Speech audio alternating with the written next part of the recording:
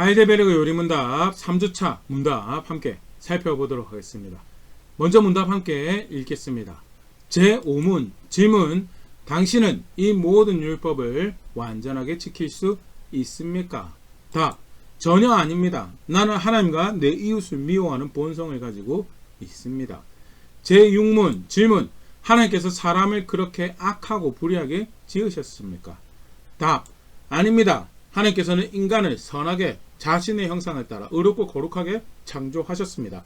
이는 사람이 창조주 하나님을 바르게 알며 마음을 다해 그분을 사랑하고 하나님과 함께 영원한 행복 속에 살며 그분을 영화롭게 하고 찬송하게 하기 위해서였습니다.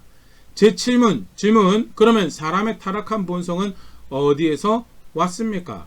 답: 그것은 우리의 첫 조상 아담과 하와가 낙원에서 타락하여 불순종한 일에서 왔습니다. 그 결과 우리의 본성이 너무나 오염되어 우리는 모두 죄 속에서 잉태되고 태어나게 됩니다. 제8문 질문: 그렇다면 우리는 너무 오염되어 어떠한 선도 행할 수 없고 오직 모든 악을 향해 기울어져 있습니까? 정말 그렇습니다. 우리가 하나님의 영으로 거듭나지 않는 한 그렇습니다. 사람의 범죄한 상태에 대해서 간략하게 소개하고 있는 문답 함께 읽어봤는데요. 이 부분 함께 생각해 보도록 하겠습니다. 우리가 하이델베르그 요리문답 쭉 같이 살펴봤었는데요. 무엇에 대해서 이야기하고 있는 이야기인가 다시 한번 살펴보면요. 1문이 그렇죠. 무엇이 진정한 위로인가? 진정한 위로는 예수님 안에서 하늘의 하나님을 아버지로 아는 것이 사람의 궁극적인 위로이다. 다양한 단편적인 또는 일시적인 위로들이 존재를 하죠. 그런데 그게 진짜 위로가 되던가? 상황에 따라 또 달라지고 사건에 따라 또 달라지고 관계에 따라 또 달라지고 또 시대에 따라 문화에 따라 달라지더라는 뭐가 그럼 진짜 사람의 위로인가? 구원자이신 예수 그리스도를 알고 그 안에서 하늘의 하나님을 아버지로 아는 것이 진정한 위로다. 그렇게 하나님을 자신의 하나님으로 알기 위해서 알아야 되는 중요한 세 가지가 기본적인 세 가지가 있었죠. 진정한 위로를 위해서 알아야 할 것. 첫 번째, 나의 죄와 비참함이 얼마나 심각한 것인지. 두 번째, 어떻게 내가 그 죄와 비참함에서 구원을 받을 수 있는지. 세 번째, 구원을 베푸신 하나님께 내가 어떻게 감사드려야 할지에 대해서 사실 알아야지 하나님께서 허락하신 진정한 위로를 누리는 그런 자리에 있을 수 있는 건데요. 그 첫 번째에 해당하는 죄와 비참함이 얼마나 심각한 거에 대해서 쭉 살펴보는 와중에 우리가 아까 문답에서도 봤지만요. 하나님께서 하나님 사랑하고 사람 사랑하라라고 기본적인 법을 주셨습니다. 그런데 그 법을 따라 살 수 있더냐라는 거에서 아니 그렇게 따라 살지 못하더라라는 것이 우리가 받아들인 성적표. 그럼 어떻게 그런 일이 발생을 했는가? 하나님 애시당초 사람을 그렇게 만드셨는가에서 아니 사람을 그렇게 만들지 않으셨다는 창세기 1장 31절에도 하나님께서 사람을 그럼 어떻게 만드셨는가? 하나님이 지으신 그 모든 것을 보시니 보시기에 심히 좋았더라. 저녁이 되고 아침이 되니 이는 여섯째 날이니라. 하나님께서 여섯째 날에 사람을 만드셨는데 여섯째 날에 만드신 것을 보시고 심히 좋았다라고 심히 좋았다. 여기서 근데 좋았다라는 단어가 토브라는 단어인데요. 단순히 좋았다라는 것을 의미 아주 직접적인 의미의 좋았다라는 굉장히 폭넓은 의미의 좋았다라는 것을 표현을 하고 있는 건데요. 간단하게 한 5가지 의미를 성경 사용되고 있는 토브의 5가지 의미를 살펴보면요. 먼저는 전도서 7장 14절 말씀입니다. 형통한 날에는 기뻐하고 공고한 날에는 되돌아보라. 이 두 가지를 하나님이 병행하게 하사 사람이 그의 장래의 일을 능히 헤아려 알지 못하게 하였느니라. 형통한 일이 잘 된 날에 기뻐하는 거에 대해서 이야기를 하는 건데요. 근데 여기 기뻐하다라는 표현이 어떤 단어로 사용되어 있냐면 토브하니. 하나님께서 사람을 지으시고 난 다음에 기뻐할 만하다라고 정말 행복할 만하다라고 말씀하셨다라는. 기뻐하고 행복한 것만 있느냐? 아름답다, 사랑스럽다라는 그런 의미도 있는 단어인 것을 볼 수 있는데 신명기 6장 10절 말씀입니다. 너의 하나님 여호와께서 내 조상 아브라함과 이삭과 야곱을 향하여 너에게 주리라 맹세하신 땅으로 너를 들어가게 하시고 네가 건축하지 아니한 크고 아름다운 성읍을 얻게 하시며 약속한 땅에 들어가서 건축하지 않은 도시를 마을을 얻게 그리고 누리고 살게 될 거에 대해서 하나님께서 말씀하시는 그런 대목에서요. 아름다운 성읍 이게 토브의 단어에 해당하는 거죠. 크고 토부한 성읍에 살게 될 것이다 라는 거예요. 그래서 하나님께서 사람을 토부하게 만드셨다는, 기뻐할 만하고 행복할 만하고 아름답고 사랑스럽다라는 복합적인 의미가 들어있는 좋다라는 그런 의미고요. 또 세 번째, 예레미야 2장 7절 말씀입니다. 내가 너희를 기름진 땅에 인도하여 그것의 열매와 그것의 아름다운 것을 먹게 하였거늘 너희가 이리로 들어와서는 내 땅을 더럽히고 내 기업을 역겨운 것으로 만들었으며, 기름진 땅에 인도하여 그것의 열매와 그것의 아름다운 것을, 여기서 그것의 아름다운 것을 먹게 했다라는 것은 기름진 것, 풍성한 것의 아름다운 것을 먹게 했다라는 거, 풍성함을 의미하는, 여기 단어가 이제 토부로 사용됐거든요. 그래서 토부는 기뻐할 만하고 행복하고 사랑스럽고 아름답고 동시에 풍성하다, 충만하다라는 그런 의미를 가지고 있고요. 창세기 45장 18절 말씀은요. 너희가 너희 아버지와 너희 가족을 이끌고 내게로 오라. 내가 너에게 애굽의 좋은 땅을 주리니 너희가 나라의 기름진 것을 먹으리라. 여기서 좋은 땅은 질 좋은 의미죠. 퀄리티가 좋다라는 것을 의미하고, 이것도 이게 토부라는 단어가 사용되는데요. 사람이 질이 좋게 만들어졌다라는 것 또한 토부하게 만들었다는 의미로 생각해 볼 수 있는 부분이고요. 미가서 6장 8절 사람아 주께서 선한 것이 무엇임을 너에게 보이셨나니 여호와께서 너에게 구하시는 것은 오직 정의를 행하며 인자를 사랑하며 겸손하게 너의 하나님과 함께 행하는 것이 아니냐. 여기서 주께서 선한 것이 무엇임을 너에게 보이셨나니, 선한 것이 토부라는 단어인데요. 여기서 선하다라는 것은 도덕적으로 옳은 거죠. 법의 기준에 충족한 옳음을, 이 선을 이야기를 하는 거고요. 그러니까 사람이 토부하게 만들어졌다는 건요, 도덕적으로 옳게 바르게 만들어졌고 질이 좋게 만들어졌고 풍성하게 만들어졌고 아름답고 사랑스럽고 행복하고 기뻐할 만큼 그런 존재로 만들어졌다라는 것을 이야기하고요. 그냥 쉽게 말해서 복합적으로 선하게, 아주 선하게 만들어졌다라는 것을, 그게 처음 하나님께서 사람을 만드셨었던 사람의 모습이죠. 두 번째, 또 성경에서 사람을 만들고 뭐라고 표현하고 있는가? 창세기 1장 28절 말씀입니다. 하나님이 그들에게 복을 주시며 하나님이 그들에게 이르시되 생육하고 번성하여 땅에 충만하라. 땅을 정복하라. 바다의 물고기와 하늘의 새와 땅에 움직이는 모든 생물을 다스리라 하시니라. 그들에게 복을 주시며 말씀하시는 부분이고, 복받을만 하다라는 거예요. 복받게 합당한 존재들이 만들어진 사람이 그렇더라. 그래서 뭐라고 이야기하시냐? 그들에게 복을 주셨다. 복을 주시며 말씀하시되 복받을 만한 존재로 만들어진, 선하게 토부하게 만들고 복받을 만한 존재로 만들어졌고요. 무엇보다도 정점이죠. 창세기 1장 26절입니다. 하나님이 이르시되 우리의 형상을 따라 우리의 모양대로 우리가 사람을 만들고 그들로 바다의 물고기와 하늘의 새와 가축과 온 땅과 땅에 있는 모든 것을 다스리게 하자 하시고, 우리의 형상을 따라 우리의 모양대로, 하나님의 모양을 따라 하나님의 형상대로 만들어진 존재가 사람이고요. 그리고 그렇게 이 땅에 그 통치자이신 하나님의 어떠하심을 나타내, 거룩하신 하나님의 어떠하심을, 정의로우신 하나님의 어떠하심을, 사랑을 만드시고 은혜를 만드신 그 하나님의 사랑과 은혜를 나타나는 존재로 하나님의 영광을 나타내는 존재로 만들어졌고요. 토부하게 그게 처음 하나님께서 사람을 만드셨던 모습이고 우리의 본래 모습이다라는, 굉장히 영광스럽고 감격스러운 그런 말씀입니다. 그런데 문제가 생깁니다. 하나님께서 그렇게 만드시고 난 다음에 태초에 사람을, 우리 아담으로 알려져 있죠. 아담을 에덴이라는 장소로 인도해서 살게 하십니다. 그러면서 하나님께서 명령을 주시는데, 창세기 2장 15절 17절 말씀입니다. 여호와 하나님이 그 사람을 이끌어 에덴 동산에 두어 그것을 경작하며 지키게 하시고, 사람을 이끌어서 에덴에 살게 하시죠. 16절 여호와 하나님이 그 사람에게 명하여 이르시되 동산 각종 나무의 열매를 내가 임의로 못돼. 사실은 큰 특권이죠. 만들어진 존재가 주인이 있는데도 불구하고 임의로 행동할 수 있는 권한을 얻고, 그만큼 사실은 선하고 바르고 옳게 만들어졌다는 것, 사랑스럽게 만들어졌다는 점을 다시 한번 확인할 수 있는 간접적인 표현이고요.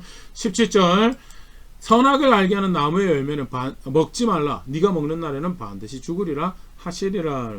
그런데 모든 나무의 열매는 임의로 먹는데 선악을 알게 하는 나무의 열매는 먹지 말라. 그러면 죽을 거다라고 하나님께서 룰을 주십니다. 명령을 주시죠. 이걸 따라야 되는, 이게 살아가야 되는 만들어진 존재의 모습이고, 네가 특별히 여기에서 은혜를 누리는 기준이다라는 것에 대해서 말씀을 하십니다. 그런데 어느 날 창세기 3장 11절. 그런데 뱀은 여호와 하나님이 지으신 들짐승 중에 가장 간교하니라. 뱀이 여자에게 물어 이르되 하나님이 참으로 너에게 동산 모든 나무 열매를 먹지 말라 하시더냐. 진짜 하나님이 동산 모든 나무 열매를 먹지 말라 하더냐라고 하면서 좀 왜곡되고 또 먹지 말라 한 계명의 말씀을 이제 부각해서 미혹하는 그런 질문을 던지는 거죠. 그러고 나서 아까 우리가 말씀해 봤던 것처럼요. 각종 나무 열매 임의로 먹는 큰 특권을 누리고 하나 금지받았는데 거기에 대해서 여자가 동산 나무 열매는 먹을 수 있는데 선악과 알게는 소위 말하는 선악과는 먹지도 말고 만지지도 말고 하면 너희가 죽을 거 한다라고 그렇게 사실은 정확하게 말씀을 기억하고 있는 것이 아니었죠. 어렴풋이 대충 알고 있는 그런 정황에서 그 미혹하는 마귀가 틈을 봤고요. 거기서 한 번 더 이렇게 미혹하며 창세기 3장 4절 5절 말씀요. 뱀이 여자에게 이르되 너희가 결코 죽지 아니하리라. 그러면서 5절 너희가 그것을 먹는 날에는 너희 눈이 밝아져 하나님과 같이 되어 선악을 알 줄 하나님이 아심이니라. 이미 각종 나무의 열매를 먹는 큰 특권을 누리고 거기서 하나님 뜻을 살아낼 수 있는 큰 특권을 누리고 있음에도 불구하고 마치 하나님께서 가장 선한 것을 주지 않은 것처럼 그렇게 포장하면서 하나님 말씀을 부인하고 하나님 말씀을 어기도록 불순종하도록 미혹하는 그런 사단의 미혹이 있었죠. 아무리 미혹이 있어도 거기서 자기를 잘 지켜가면 상관이 없는데요. 그걸 그대로 홀라당 받아먹습니다. 창세기 3장 2절 다시 미혹당하는 장면들 보면요. 먹지 말라고 하더냐라고 할 때 여자가 아니 우리 모든 거 임의로 먹을 수 있는데 라고 이야기했으면 거기서 끝이죠. 정확하게 알고 있고 이해하고 있는데 여자가 뱀에게 말하되 동산 나무 열매는 우리가 먹을 수 있으나 이러면서요. 사실 어떻게 보면 그 특권에 대해서 은혜에 대해서 인식을 잘 못하는 그런 표현이 아닌가 싶은 생각이 들 만큼 이렇게 이야기하면서 그러면서 3절에 오히려 이제 그 말씀을 왜곡하는 그런 정황을 보일 수 있습니다. 동산 중앙에 있는 나무의 열매는 하나님의 말씀에 너희는 먹지도 말고 만지지도 말라 너희가 죽을까 하노라 하셨느니라 하면서 먹지 말라라고 이야기하셨지 만지지 말라고 이야기하시진 않았어요. 근데 그 부정적인 명령에 자기가 더 부가를 해서 만지지도 말라라고 했다면서 사실은 하나님 명령의 부정적인 이미지를 더 덧입고 그리고 오히려 강화해야 될 거는 약하게 만드는 너희가 죽을까 하노라 너희가 죽는다라고 하셨지 혹시 죽을지도 몰라라고 이야기하시지는 않았는데 오히려 강조해야 될 것에 대해서 반드시 그래서 그런 일이 발생하지 않도록 해야 될 것에서 오히려 약화하는 그런 분명한 것은 사실은 말씀을 고지고대로 듣고 있는 그대로 받아들이고 그렇게 해야 되는데 자기가 막 양념을 더하고 빼고 하는 그런 정황들이 펼쳐지고 사실 그러니까 결국 그 틈을 미혹하는 그 미혹에서 스스로를 지켜내지 못하는 그런 정황들을 하나님께서 너한테 가장 좋은 거 주시지 않았다라고 그거 먹으면 하나님처럼 될 수 있어라고 그래서 하나님 너한테 주지 않은 거야 라고 이야기할 때 무슨 소리냐고 그거 먹으면 죽는다라고 이야기할 수 있었어야 되는데 그 말을 홀라당당한 창세기 3장 6절입니다. 여자가 그 나무를 본즉 먹음직도 하고 보암직도 하고 지혜롭게 할 만큼 탐스럽기도 한 나무인지라 여자가 그 열매를 따먹고 자기와 함께 있는 남편에게도 주매 그도 먹은지라. 뱀 미혹에 홀라 마음이 넘어가고 보니까 먹음직한 거야. 지혜롭게 하는 거. 이거 정말 나한테 더 나은 걸 줄 수 있는 그런 나무 열매인 것 같아 하고 자기 먹을 뿐만 아니라 남편에게 주소 먹습니다. 하나님께서 그들의 죄에 대해서 선고하실 때 이렇게 표현하십니다. 창세기 3장 17절 아담에게 이르되 네가 너의 아내의 말을 듣고 내가 너에게 먹지 말라는 나무의 열매를 먹었은지 땅은 너로 말미암아 저주를 받고 너는 너의 평생에 수고하여 그 소산을 먹으리라. 무엇이 죄목인가? 다른 사람의 말 들었다는 분명히 더 존중해야 돼. 더 경고를 붙잡고 따라야 돼. 하나님 말씀이 만드신 말씀이 생명을 주시고 살게 하신 은혜에 그 주인의 말씀이 분명히 있음에도 불구하고 그 말을 오히려 여자의 경우에 보면 약화시키고 자기 마음대로 살 더 붙이고 싶으면 더 붙이고 빼고 싶으면 빼버려서 결국 그래서 어떻게 그런 상황이 되면 어떻게 돼요? 다른 존재의 말을 들을 수밖에 없게 되는 하나님 말씀 따를 수가 없는 그런 상황이 되고요. 그게 아담의 범죄의 모습이다. 다른 말 따라갔다는 실제로 그렇게 따라가서 수고해야지 평생에 먹고 살기 위해서 수고해야 되는 그런 일이 발생해 땅도 저주를 받고 결국 그렇게 살아서 사망에 이르게 된, 살고 그렇게 살아남기 위해서 수고했는데 결국 그렇게 해서 도달하는 곳이 죽음이 되는 그런 안타까운 상태가 되어버렸죠. 그런 그 가혹한 상황에서 또 걸어가는 걸음은 죄성을 따라서 살아가는 그런 안타까운 상황이 되어지고, 로마서 5장 12절에 그걸 이렇게 표현하고 합니다. 그러므로 한 사람으로 말미암아 죄가 세상에 들어오고 죄로 말미암아 사망이 들어왔나니 이와 같이 모든 사람이 죄를 지었으므로 사망이 모든 사람에게 이르렀느니라. 모든 사람이 죄 가운데 태어나고 죄 가운데 살아가고, 그래서 모든 사람이 사망에 이르는 그런 안타까운 일이 아담으로 인해서 발생하고요.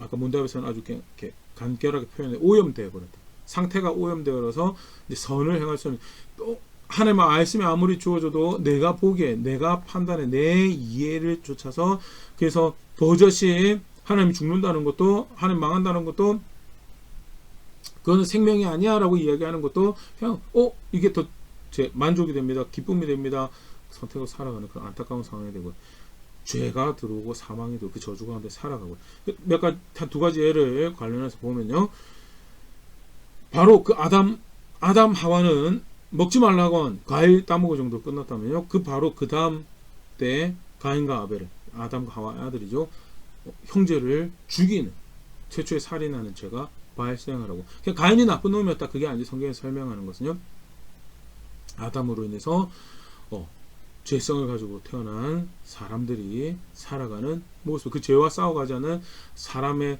안타까운 모습, 그 죄가 그 안에서 자라가서 어떤 열매를 만들어내는가에 대해서 안타까운 모습이 등장하는 것. 창세기 4장 7절 8절 말씀입니다.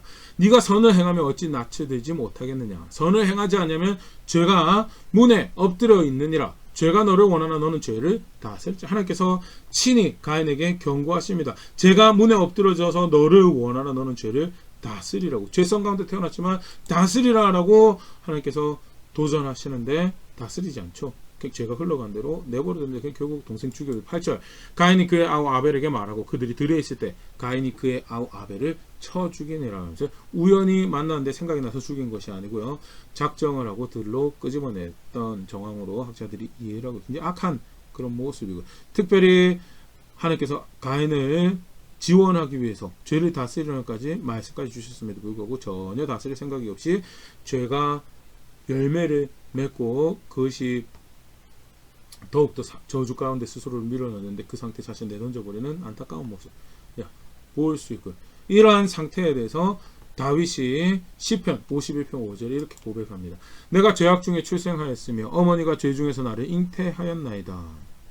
시편 51편은 다윗이 우리아의 아내 바세바를 범하고, 그 이제 우리아는 살인교사에서 죽이죠. 총부살인해가지고 죽이고, 그 우리아를 죽이기 위해서 우리아만 죽는 것이 아니고 다른 하나님 백성들이 같이 동시에 죽게 되는 그런 일도 발생하고, 그것을 뒤에서 조작했던 것이 다해서 그것이 발각되고 난 이후에 내가 정말 끔찍한 일을 했구나 하면서 회개하면서 통회하는 마음으로 하나님 앞에 고백한 기도.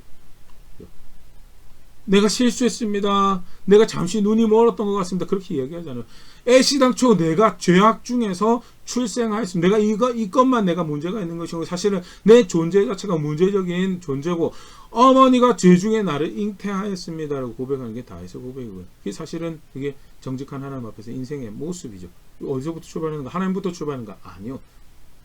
하나님은 토보하게, 복받을만 하게, 하나님 영광을 나타내기 부족함이 없는 존재로 만드셨어요. 그런데 아담이 불순종하여서 범죄하여서 죄가 인생에 들어오게 되고, 그로 인해서 사망의 저주가 드리워지게 되고, 그 저주 가운데, 그 죄성 가운데 그 후손들이 그렇게 살아가더라. 그래서 하나님 사랑하라고, 사람 사랑하라고 아무리 계명을 주셔도 그걸 살아내지를 못하더라는, 아니 살아낼 열정도 용기도 충분하지 않더라는 거예요.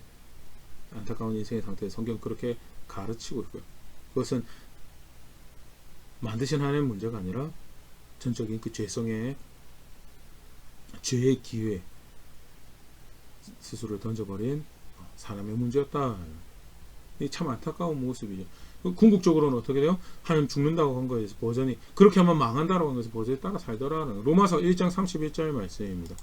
그들이 이 같은 일을 행하는 자는 사형에 해당한다고 하나님께서 정하신 알고도 자기들만 행할 뿐 아니라 또한 그런 일을 행하는 자들을 옳다 하느니라. 예. 그렇게 하면 안 되는 건데, 그렇게 하면 안 되는 건데 해도 다윗도 그렇게 해버렸죠. 그렇게 하면 안 되는 건데, 그렇게 하면 안 되는 건데 히스기야도 하고, 그렇게 하면 안 되는 건데, 그렇게 하면 안 되는 건데 전혀 상관이 없어요. 안타깝지만 더더욱 신앙이 또 하나님을 신뢰하는 것이, 하나님을 존중하는 것이 잘해왔다라는 사람들의 모습 가운데서도 사실은 이런 모습을 발견하죠. 자기의 그릇된 욕심을 쫓아 그 순간 다루어지지 않고 순간 조절되지 않는 그런 욕구들을 따라 사는 안타까운 모습들이 사실 더 적나라하게 우리의 실체에 대해서 확인을 하고 있고요. 우리는 그런 상태에 있다라는 것 간단하게 살펴봤는데요. 무엇이 문제였는가 다시 한 번 더 기억해 볼 수 있으면 좋을 것 같습니다. 말씀이 주어졌습니다. 그런데 따라 살지 않은 것, 따라 살지 못하는 구체적인 이유들도 조금 더 등장을 했었죠. 정확하게 하는 말씀을 알지 않아요. 정확하게 하는 말씀을 알았다면 그것이 그냥 실제로 그렇게 되도록 지속적으로 스스로 안에 그걸 상기해야 되는데 지가 덧붙이고 빼고 싶고 빼고 나니까 결국 하나님 말씀 그렇게 취급하고 하게 되는 거예요. 결국 그 말의 틈을 내서 왜곡하는 모든 문제들에 대해서 자기 욕심 따라 미혹을 당하더라라는 거예요. 사실은 그게 아담 하와에게만 그랬던 거 아니죠. 그 이후에 하는 백성들에게도 그렇고 정확하게 하는 말씀을 알고 실제로 그것을 따라 살고자 그렇게 하면 존중하고자 하는 자세가 있는 게 그게 사실은 하나님을 아는 모습인데 본성도 그렇다지만요. 하나님께서 가인에게 그렇게 죄 다스리라고 도전하셨습니다. 네. 다스리기보다는 던져버리는 그런 안타까운 그런 모습들 구원하시는 하나님도 알고 그 안에 주시는 은혜도 알고 그의 말씀도 가지고 있다고 하는데 사실 나의 모습은 어떠한가 그들과 그냥 에덴 동산에서 범죄하던 모습이나 가인이 동생 죽이던 모습이나 그런 또는 다윗이 자기 자리 지키지 않고 범죄하는 그런 모습이나 사실은 별반 차이 없는 그런 상태에 있지는 않은지 그걸 오히려 문제의식도 가지지 못하고 경각심도 가지지 못하고 그런 자리에 스스로 던져버리고 있지는 않는지 그런 것도 한번 오늘 말씀 가운데 한번 돌아보고 생각해 볼 수 있으면 좋을 것 같고요. 선하신 하나님이 하나님 뜻을 펼쳐가십니다. 우리 그 다음에 계속 살펴볼 텐데요. 그 가운데 그 선함에 그 생명의 그 구원에 자신이 맡겨드리는 건 결국 그의 그의 말씀 따라 걸어간 거 말고는 없다라는 사실 그걸 성경에서 신앙이라고 하더라는 거 규정하신 대로 가르치신 대로 겸손하게 정직하게 걸어가며 내가 구원을 합니다. 그 소망은 내가 그 하나님만 압니다라고 고백하는 자리에 있는 그런 제가 될 수 있으면 좋을 것 같고요. 그렇게 함께 성숙해져가는 우리 될 수 있으면 교회 될 수 있으면 좋을 것 같습니다.